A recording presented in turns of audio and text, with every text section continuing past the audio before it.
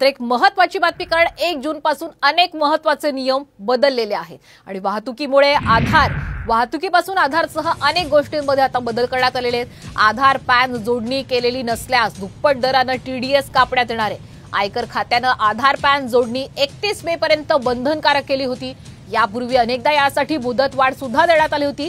यंदा मात्र मुदतवाढ दिलेली नाही। आरटीओ कडून सुद्धा नियमांमध्ये काही बदल करण्यात आलेले आहेत। वेगाने वाहन चालवल्यास 1000 रुपयांहून अधिक दंड होणार आहे। याशिवाय अल्पवयीन मुलगा जर वाहन चालवताना सापडल्यास त्याच्या पालकांना सुद्धा दंड होणार आहे। याशिवाय अल्पवयीन व्यक्तीला 25,000 रुपयांपर्यंत दंड आणि 25 वर्षांपर्यंत कारावासाची शिक्षाही होऊ शकते। तर नवे ड्रायव्हिंग लायसन्स काढण्यासाठी सुद्धा आरटीओ ऑफिसला जाण्याची आता गरज नाही, कारण तुम्ही जिथे ड्रायव्हिंग शिकलेला आहात त्याच खासगी ड्रायव्हिंग क्लासमध्ये तुम्ही लायसन्ससाठी अर्ज करू शकणार आहात।